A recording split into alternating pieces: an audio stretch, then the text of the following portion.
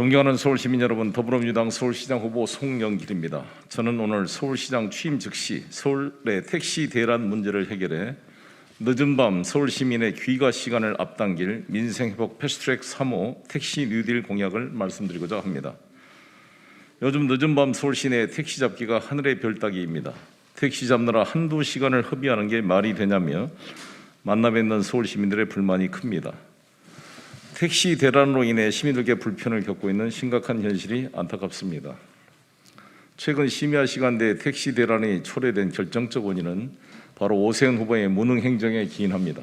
서울시장이자 국무위원으로서 국무회의 참석자로서 서울의 교통을 책임졌던 오세훈 후보는 젊은 택시 기사님들이 플랫폼 배달 시장으로 대거 이탈하는 현실에 눈을 감았고 방역 단계 완화 조치에 따른 심야 택시 수요 예측에도 실패했으며 심지어 매일 밤 시민들이 겪는 불편, 불만, 불안에 무관심했습니다. 오세훈 후보의 무능하고 낡은 행정은 평가받아야 마땅합니다. 심판받아야 마땅합니다. 제가 서울시장이 된다면 취임 즉시 택시 대란 문제를 해결하고 시민의 불편, 불만, 불안을 해소하여 일상 회복을 앞당기겠습니다. 구체적 방안을 말씀드리겠습니다. 첫째, 심야 시간대 수급 불균형 개선을 위해 서울형 뉴딜 일자리를 활용해 택시기사를 긴급 충원하겠습니다. 코로나 영향으로 택시업계 매출은 19년 대비 일평균 26억 원 이상 감소했고 법인 택시 종사자는 9,400명이 감소했습니다. 최근 영업 제한 시간이 해제된 이후에 택시 수요가 급증해 심야 택시 승차난이 심각합니다. 서울시와 법인 택시 업계가 공동으로 서울형 뉴딜 일자리 방식을 가동해 심야 시간대 택시 가동률을 높여가면서 법인 택시로 하여금 기사님들의 처우를 개선하도록 유도하겠습니다.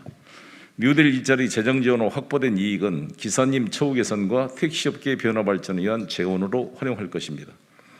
또한 야간 수당의 적극적 지원을 통해 심야 시간의 수급 불균형 문제를 먼저 해결하겠습니다. 둘째, 손님 골라 태우기 문제 해결을 위해 택시의 목적지 표시를 제한하도록 힘쓰겠습니다.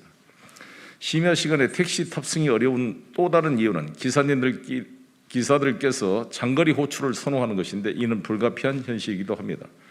그럼에도 불구하고 나름의 사정은 있겠으나 택시 호출의 90%를 장악해 엄청난 수수료를 챙기는 플랫폼 기업이 목적지 표시를 통해 승객 골라 태우기를 버젓이 용인하고 있다면 이 점은 바로잡아야 할 것입니다.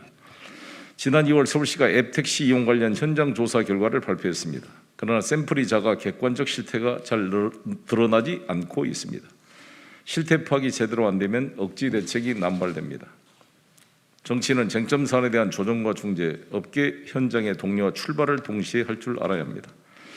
저는 민주당 서울시장 후보로서 국회 다수당인 민주당과 함께 택시업계가 직면한 각종 실태와 규제를 전면 검토해 플랫폼 택시업과 기존 택시업계 간의 입장차를 고루 살펴 서울 택시 수급 균형과 택시업계 성장 발전을 동시 견인하겠습니다. 셋째, 심야 대중교통 서비스 개선을 위해 심야 버스 노선과 배차 간격을 개선하겠습니다. 택시 문제와 더불어 기존 심야 버스도 동시에 손봐야 합니다.